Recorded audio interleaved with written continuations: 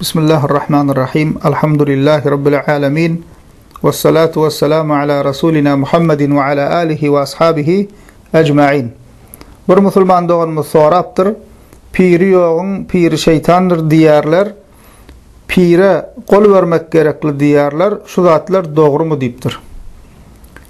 Bu urunlar musulman doğanlar yanlış urunlar. Musulmanların azala bolmakluğuna, birliğinin bozulmakluğuna, topor bolmakluğuna sebep bolan sözlerden birisi. Ve musulmanların arasında bu sözler başka da yanlış düşüncelerin emele gelmegine sebep bolan sözlerden. Köplence bu sözü diyen kişiler bid'atçı toporlar yayır diye bunu. Pir yoğun, pir şeytandır, şoň üçin bir pire kol vermeli deyip, köplence bid'atçı toporlar yayır diye. Olar gelip näme diye sana? Awa pir yoğun, pir şeytandır, şol sebäpli özüňe bir pir tutunmaly diýerler. Olara pir kim diýsen, öz pirini öp başlaya. Ene plancana hun gaty keramatly weli adam, gaty ulu pir, muňa adam gol beripdir. Bu Allahyň dostu diýip adamlar öz pirini çağırıp başlaýarlar.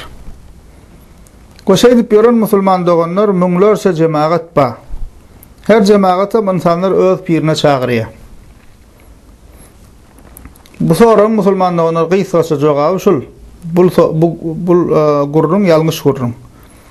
Emma has açıklap aýtjak bolsak, has giňişlerini düşündirjek bolsak, musulman doganlar birinji bilen bilmeli zat şeytanyň şerrinden goranjak bolsak, dogry ýoldan azaşmajak bolsak, Peygamberimiz sallallahu aleyhi ve sellemin bize tavşyran tavşyryklarına eýermeli. Ol pir tutmakla bir zat bilen şeytanyň goranyp bolanok. Peygamberimiz sallallahu aleyhi ve sellem özüňe görelli alıp, Peygamberimiz sallallahu aleyhi ve sellemin bize tavşyran tavşyryklarla ýöremeli. Peygamberimiz sallallahu aleyhi ve sellem bize näme tavşyryk gitdi?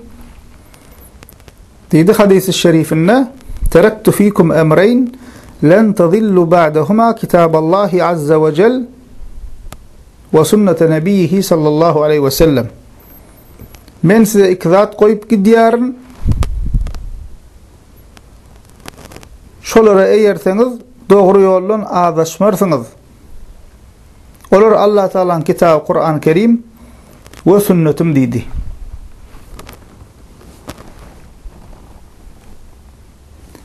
Başka hadisinde Peygamberimiz sallallahu aleyhi ve sellem şöyle diýär: "Ve teftariqu ummeti ala 73 milleten kulluhum fi'n-nar illa milleten wahida."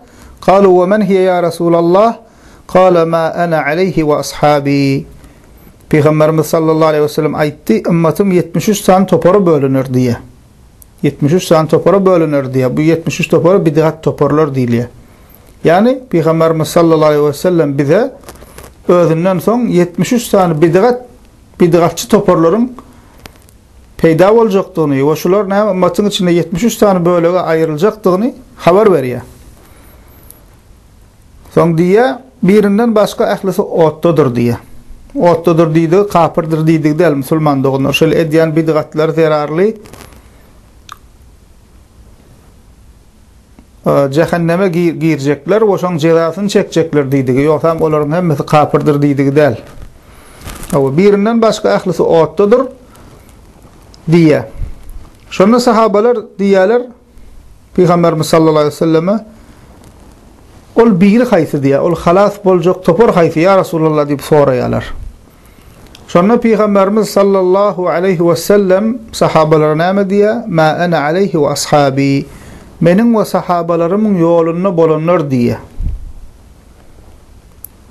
Çünkü näme üçin sahabaların yolunu bolanlar, musulman doganlar? Çünkü Kur'an'ı ve sünneti Peygamberimizden sallallahu aleyhi ve sellem'den öwrenip, bellep alan, gorap saklap, dünya ýaýradan ve bize yetiren kişiler kimler?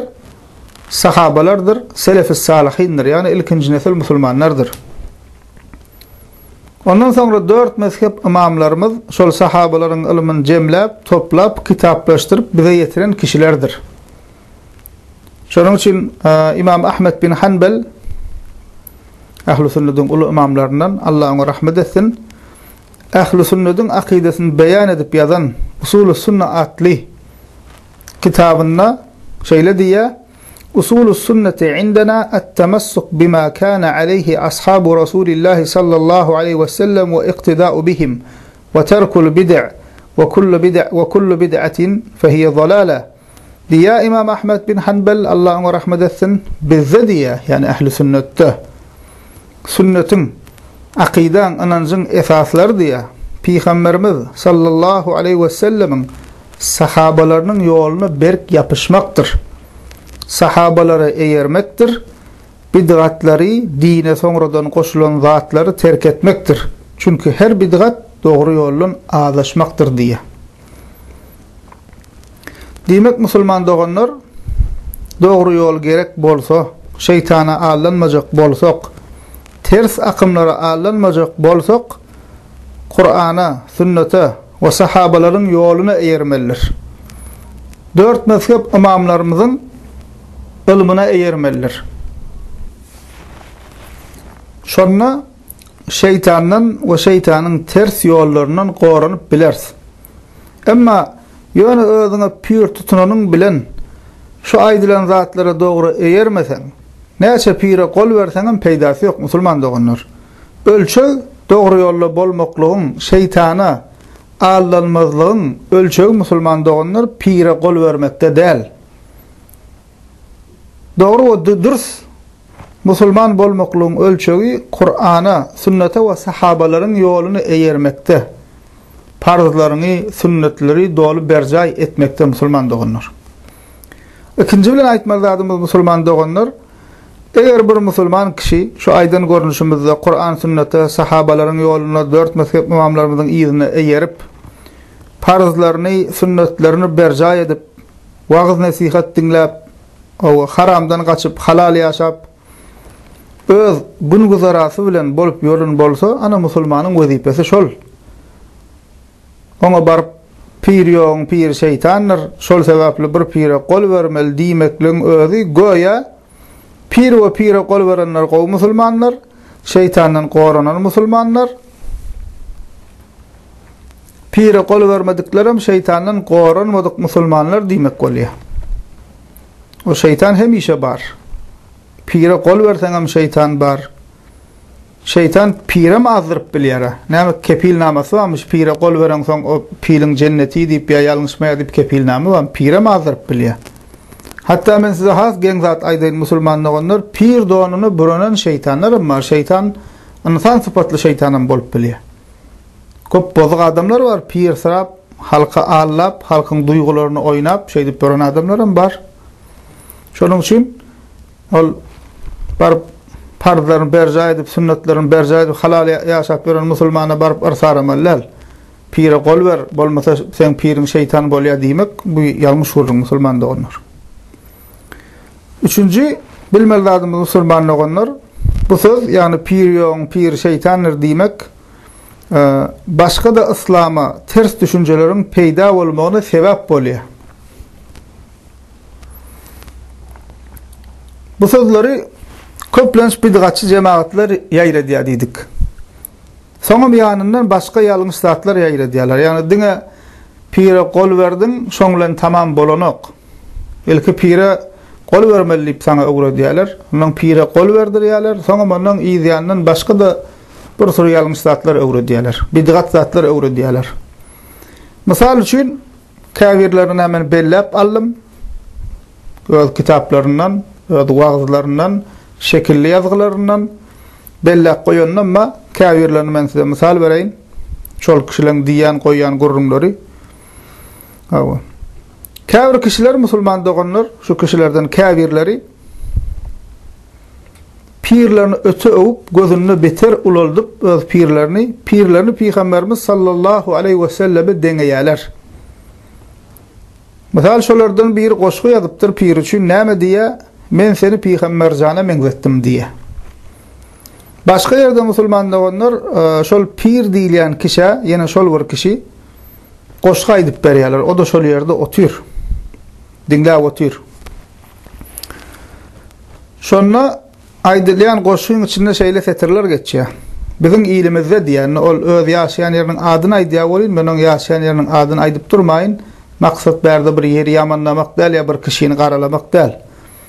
Aw dogryny ýalňysy öwrensek şol bize ýeterli bolar. Aw diýär şol ýerde öz ýaşaýan ýeriniň adyny aýdyp bizim ilimizde peýgamberdek tanallyň diýär şol pire. O pirem kellesini sallap dinläp otur. Hawa. Yine biri musulman doganlar şolardan biri gurrun bariya öz pirler barada. Bir günniya pirlerinin okuwçylarynyň biri daşarda durka jak edip uly ses bilen gülýär diýe.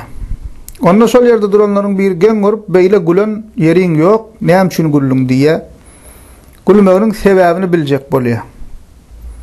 Gülen kişi aýtmajak bolýar. Ahir ýanky güleni dukana salyp Allah kasam bolsun sen hokman aýdaýym ol maňa näme üçin beýdik güllüň diýe. Onda ol gülen kişi aýdýar, men şu ýerde durkam diýe keşif boldy diýe. Ýani alem jahan açyldy diýe. Goýa bir bulutly howada bulut açylar durlanır. Şoňa alaqda keşif boldy diýe, alem jahan açyldy diýe. Şonu diýe 3 topar adamlary gördüm diýe. Bir topar diýe Allah'ın söýýänler, ikinci topar Allah olar söýýär, üçüncü topar bolsa diýe mutereddit, ýani näme kararsız, ikirjimlenýänler topar diýe. Men haýsy topardan diýä bolyn, oňa diýerler sen Hudaý söýýän topardan diýerler. Onda Allah'ın söýýänler we Allah'ın olar söýýänler kim diýip soraýar. Ýanky nemede keşifte açılanı şey. Soraýar bolyn diýerler ýanky pirleriň adyny tutýarlar. Allah'ın söýýänler we Allah'ın olar gowwarýanlar kimmiş şo? Bulan pirini gowwarýanlarmyş. Onsoň diýe pirleriniň ýanyna barýarlar we bolan ýagdaý aýdyp berýärler. Şeýle waka boldy, keşif boldy, alem jahan açyldy, 3 topar adam görkezildi, şu wakalar bolup geçdi diýip. Onda pirler diýe, näme diýe? Hawa dogry diýe.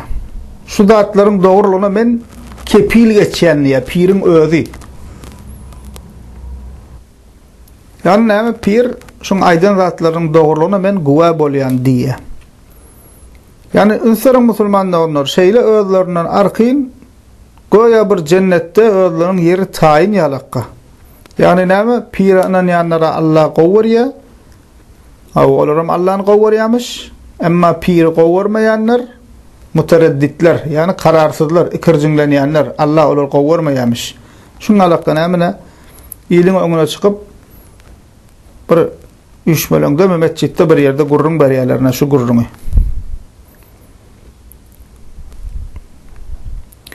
Başka bir misal musulman doganlar şuna men deslatlarynyň pýörünleriň biri diýe pirim bana söz berdi diýe Sırat köprüsünden niye seni geçirmen özüm geçirmerin diýdi. Ol Allah saklasın Katoliklerde bir dowr poplary şolun Katolikleriň ruhanylary cennetten yer satýan ekenler. Bu bidgatçylaryň käbir gurrunlar musulmanlar şolonkydan tapawudy ýok. Allah saklasın. Kipirli bir bidgatçy pir wa öz okuwçylaryna bir tawşyryk berýär. Videosu wa tawşyryk berýär, ondan soň diýär şunu siz tawşyryk berjä ediň diýär. Eger diýär şu ýaşaýan ýeriňizde şu men diýen zadymy size etmeklige biri karşı çyksa men hemmesini jehanneme uğradarym, siz arqyn bolun diýär. Korkmaň hiç zatdan diýär. Allah saklasın musulmanlar cenneti etmek, cehennemi etmek bir Allah Taala'nın elinde. Şul gurrunlar näme görkezýär, şul adamyň bozuk adamdygyny, akidesiniň bozuk adamdygyny, hakyky pirde äl ýafama pirdigini görkezýär. Hawa İslam akidesini o dolu bilmeýän, İslamyň jyn dolu bilmeýän, sada inanjak musulman doganlarymyz garaşyny bilen şu zatlary inanýarlar. Kellesine gelmeýär. Bu pir diýip oturan adamy, ahun diýip oturan adam yalan sözler, meni ağlar diýip kellesine gelmeýär. Jan teni bilen inanýar şoň diýen zadyny. Onsoň gözüne şeýle bir beý geldi, ol piri Peygamberimiz sallallahu aleyhi ve selleme deňe oturlar ondan. Şulardan biri bilen gurrunda şolamda diýe, men üçin bir peygamberimiz bar, soňam pirim bar diýe. Men diýdim, Ebu Bekir nirde radiyallahu anh, sahabeler nirde, 4 mezhep imamlar nirde desem durdu pikirlenip.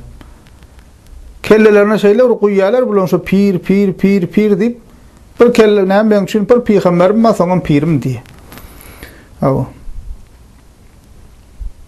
Kafirler musulman doganlar pirlerini yalňyşdan gorulan, günah etmeyen hasaplayalar. Hatta näme diýerler? Mahfuz diýerler. Mahfuz, gorulan. Bu sözler bolsa musulman doganlar edil Şiiğalaryň bozuk akidesyne meňzeýär. Şiiğalar näme diýerler? Öz imamlar barada masum diýerler. Yani biýgünah. Günahdan gorulan diýip olar öz imamlar hakynda şey diýip ananya bizim içimizde kafir bidgatçılar, kafir öz awliya pir diýip ananyan adamlar barada mahfuz diýip ananya. Näme günahdan, hatadan gorulan, ýalňyşmaýan diýip kişi diýip ananýarlar. Emma bizim musulmanlar ähli sünnetin akidesinde peygamberlerden Allah'ın salamı olara olsun, peygamberlerden başka masum yok. Bir günahsız günahlardan, hatalardan korulan peygamberler. Hususan Peygamberimiz Muhammed sallallahu aleyhi ve sellem. Emma peygamberlerden kalan her kimen bolsa musulmanlar onlar ýalňyşyp bilýär, günah edip bilýär. Pirine musulman doganlar bir gapdylynda nefsi var, bir gapdylynda şeytany var. Pir diýeniň perişte däle. Unudyp bilýär. Hawa inswerman bilýär, ýatdan çykaryp bilýär, bulaşdyryp bilýär, hatda dogry ýolun azybyň bilýär. Şonuň üçin ähli sünnetin uly imamlarynyň İmam Malik 4 san fiqhi mezhebimiz var. Şoň ikincisi İmam Malik rahimahullah bir gowy söz aýdýar. Näme diýär? Kullu ahadin yu'khadhu minhu ve yuraddu alayhi illa sahibu hadal qabr. İmam Malik rahmetullahi aleyh özüm Medine'de Peygamberimiz sallallahu aleyhi ve sellemin kabrına işaret edip näme diye? Şu yerde yatandan başka diye, yani şu kabrda yatan var. Peygamberimiz sallallahu aleyhi ve sellem'den başka. Her kimin sözü diye alınarım diye inkarım edilir diye. Peygamberden başka hem peygamberden kalan insanların kim olsa bolsun hemme diýen dogry ýalňyşmaýa, bar diýen kabul edilýär diýen düşünje yok. Doğrusan madır, ýalňyşan madır. Dogrusu bolsa alınýar, ýalňyşy bolsa inkar edilýär. Hawa. Pir şeytan diýmek adamlara şeýle bir ýalňyş düşünje berýär. Goýa pirler biýuna adamlar. Şeytan olara täsir edip bilenok. Olar ýalňyşyp bilmeýär diýen düşünjäni berýär. Hawa pirler adaty adamlar bilen Allah Taala arasyna arajylar diýen bozuk düşünjäni berýärler. Şonuň üçin kafir bidgatçy pirlere inanyp ýören, ağlanan sözde pirlere ağlanan musulman doganlarymyza ina şu sen pir diýip inanyp ýören adamyň şol piraga plan meselede ýalňyşýa ýa bolmasa toslama hadis aýdýa bidgat çykarýar diýsen ol sada inanjaň jan teli bilen şoňa inanan musulman doganymyzyň ýüregi ýarylýar. Hey piramyr ýalňyşarmy diýe. Pirin ýalňysy bar diýsen ol öz ýanyň pikir edýär, men pirime dili uzatdylarmy diýe. Hatta näme diýär, goni diýenden sen kabul etmen, ha wahabiyya ýene bir zat diýip şeýdip at takyp başlaýar. O piramyr ýalňyşarmy diýe. Nerden gelip çykýar şu ýalňyş düşünjeler musulman doganlar? Ina şu ýanky sözleň sebäp bolýan insanlara berýän ýalňyş düşünjeleriniň netijesinde bolýar. Pire gol vermeli musulmandan has öte geçýänlerim ba. Golar hasam geň zatlar aýdýarlar. Misal pire gol berip diýe bir pirin sopsy bolsaň pire karşı çykmak bolmaýar diýe. Gözüne gön seretmek bolmaýar. Pirin ýanyna egilibrak durmaly, eliňi üstüne goýup namazda durşuň ýalakky eliňi baglap durmaly ýalar. Hawa. Kafirler pirleriň ýanyna girip çykanlaryna egilip girýärler. İzine çıkanına da pire arkana öwürmek bolmaýa diýip ýüzüni pire öwürüp ýyzlykkan ýörap çykýarlar. Pikirlenip görün musulman olanlar. Nämemiş pire arkana öwürmek bolanok diýip şeýdip ýüzüni pire edip ýyzlykkan ýörap çykýarlar pirin ýanyna. Hey bir musulman pikirlenmeli, sahabalar Peygamberimiz sallallahu aleyhi ve sellem peygamberlerin en üstüni Şoň ýanyna sahabalarymyz girip çykanlarına Peýgamberimize arkaňa urmak bolanokdy, bir ýanyna girip çykanlarına şey diýip arkanlykka ýöreşip ýörmändirler. Emma bugun kuwuna gör edilýän zatlary.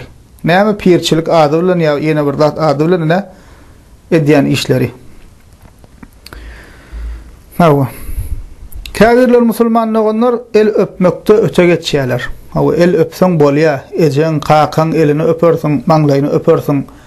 Silayan alymyň, ulamaň isleten elini öpersiň, alyndan öpersiň. Aram bu boljak zat, munda gurrun ýok. Emma bular näme diýär bidgatçylar, şu otursa piriniň elini öpüp, hawa ýa bolmasa salamlaşanlaryny oň elini tutýa, ol oň elini tutsa bir-biriniň elini öpýärler. Goýa şu el öpmek salamlaşmaklyň bir bölegi ýalagy goýup durlar. Hatta planova pir barsa bütün owan erkekler pirin elini öpmek üçin nowata durýarlar.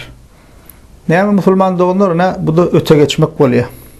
Hemme zadyň öz çeni çaky bolmaly. Ol el öpjek, silajak diýip ýona getirip salamyň ýanyna el öpmek goşup goýmaly däl. Käbirler musulman dogonlar pirden bereket geçsin diýip pirin agdyndan galanyny iýerler. Şu tabagyna bir zat galsa şu pirin näme?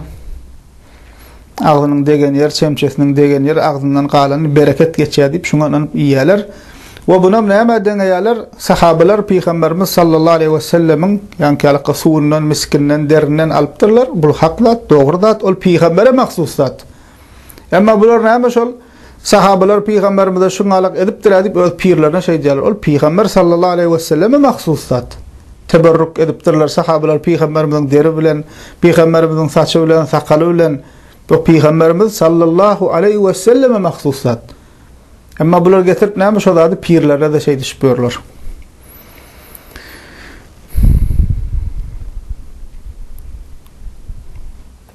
Ýene diýerler pire gol berip, hawa bir pirin sopsy bolsaň diýe, ol sopy öz piriniň öňünde diýe edil ölü ýuýanyň elindäki ölü ýaly bolmaly diýerler. Yani hiç bir görnüşde pirine aýtan piraga ýaşuly halipam şu taýna şeýlere gitdiň, şu taýny ýalňyş etdiň diýip hiç zat karşı çykmak bolmaýar ama.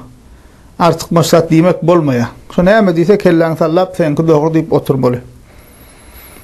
Hawa käbirler diýär näme pir Allahyň aýnasydyr diýär tapýan gurrunlaryna. Pir Allahyň aýnasydyr diýär.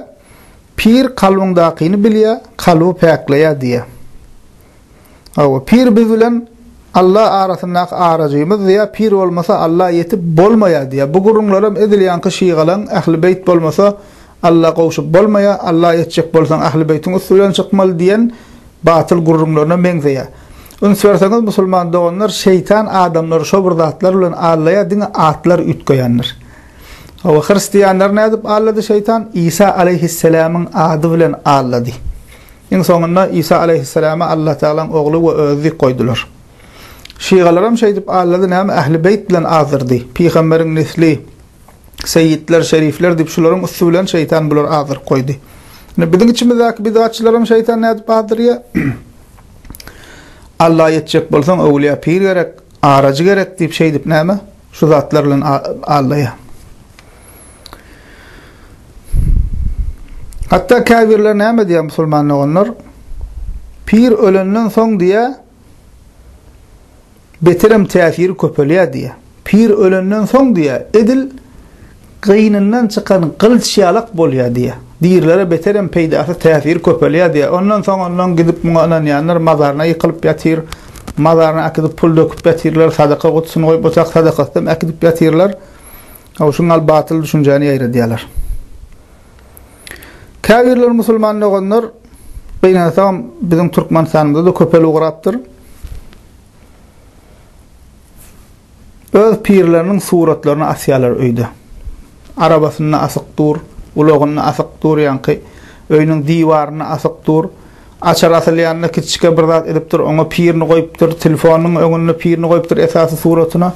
No telefon açar, ne olara bir kiçike zat, olara bir gara goýuly.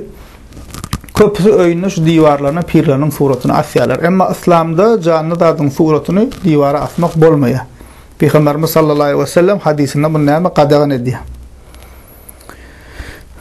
Käbir ýanky bid'atçylar näme diýe? Pir diýe öz sopularyny, okuwçylaryny sıratdan geçirecekmiş diýen gurrun aýry diýerler. We käbirleri Allah Taala mahsus sıfatlary pire ýönkeýärler. Awa şu ölüp ýatan bir ýerde kabarda ýatan bolsa şoňa ýa pirim ýetiş diýsen ýetişýärmiş. Öz sopusyndan habardarmış, öz sopusynyň hal ýagdaýyny bilýärmiş. Awa geljekden gaýpdan bilýärmiş diýip şeýdip ölüsine diýirsine Allah saklasın. Bir Allah Taala mahsus zatlary ýönkäp durlar ýanky pirlere.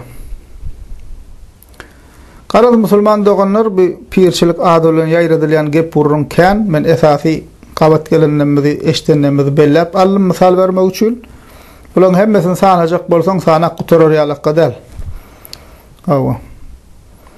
Bu zatlar nädip ýaýradýarlar musulmanyň arasyna?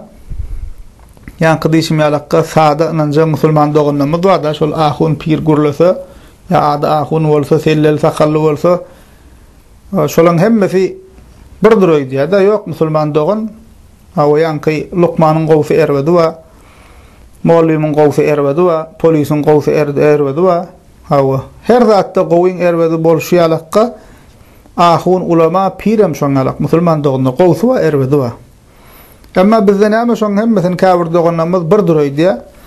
Ondan ýan kalakka sellesine sakalyny allanýa, öňünden ýerinden 40-50 kişi ıglap berse, eline okşap, oňa bir allanýa daş toguruna köplüge allanýa. Şu meni allaro, şu maňa bir asly esasy bolmayan hadis aýdar, awa toslama zat aýdar diýip kellesine getirmeýär. Şoň üçin ynanyp goýberýär. Ona ýanky gurrunlar, ýanky owadan nawam gurrun berýärler. Awa rivayetler bilen hikayeler bilen süýjedip gurrun berýärler bolýar ýanky gurrunlar garym gatyma diýip iki ýalňyşyň arasynda ýanky iki doguryň arasynda bir ýalňyşy goýup goýberýär.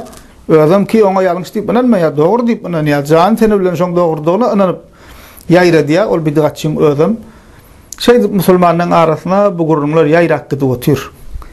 Emma musulman doganlar özüňizem şu zatlara üns berseňiz aýdylýan geplere Kur'an ve sünnette bami, sahabalarda bar mı deyip aslını gözleştirip dikkat ediverseniz siz özünüzün hem näme şu ýalňyş gurrunlar ünsüňiz çeker musulman doganlar.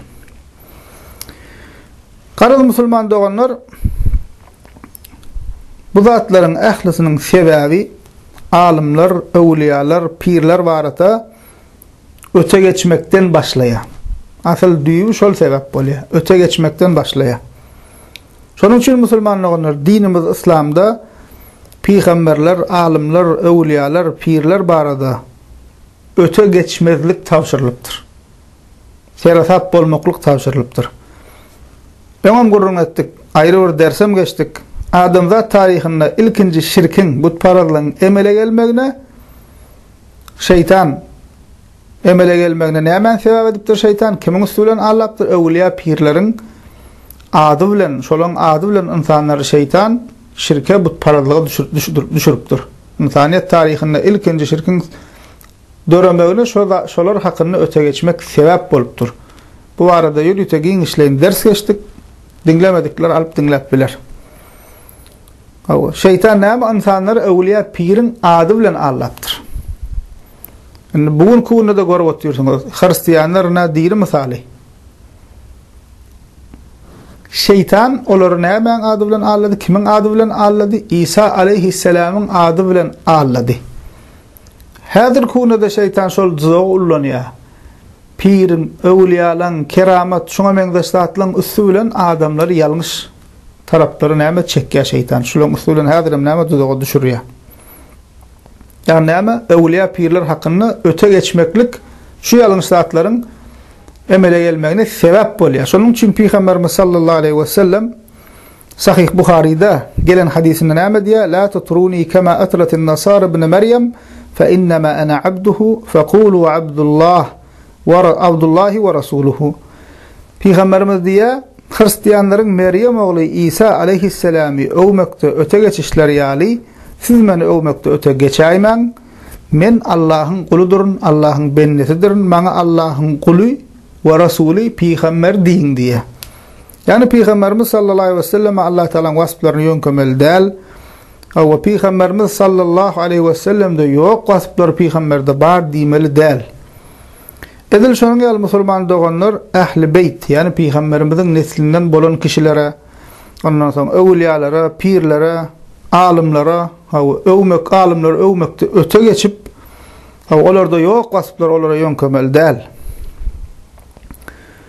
Öwliýa pirin, musulman doganlar öwliýa pirin, ahun alimyň takwalygy näçe köp bolsa da, keramaty bolsa da, neticede olaryň wezipesi insanlara Kur'an sünnet we sahabalaryň ýolunyň esasyna islamy öwretmekden ibaret. Şoň üçin näme? Ol kişiler Kur'an we sünnetden insanlara din öwretmeli. Ondan aňyrda ol artyk maslahatlar olara ýükläp öte geçmeklik aýan bul näme? Ýalňyş bolýar musulman doganlar. Sözümüzün soňunda musulman doganlar haqiqi öwliýa, pir, takwa, salih, alim kişileri gowurmaly. Ýöne haqiqalaryny. Her ada öwliýa, pir bolany däl. O haqiqi öwliýa, pir, takwa, salih, alim kişileri gowurmaly. Olara gollak bermeli musulman doganlar goramaly, gadryny bilmeli, ilimlerinden peýdalanmaly. Bar bolsa musulman doganlar akidesi dürüst bolsa özüne ustaz, halipa tutunmaly. O da gaty gowzat. Ünsürüm, ustada gol berdim diýip özüme halipa tutundum diýen manida diýen bolsaň, munna da gurrun ýok. Emma öte geçmeli däl, ýa-da özüň ýa-da ýanky öz ustadyň şeýhin bar diýip şeyhi ýok musulmanlaryň şeyhi şeytan diýmeli däl. Bu musulman doganlar musulmanlary belli bir şahyslara gol bermäge çağırmaly däl. Biz näme etmeli? Musulmanlary ümmeti Peýgamberimiz sallallahu aleyhi we sellemiň çağıran zadyna çağırmaly. Ýani Kur'ana çağırmaly, sünnete çağırmaly, sahabalaryň ýoluna çağırmaly, farzlara we sünnetlere çağırmaly. Elhamdülillahi rabbil alamin.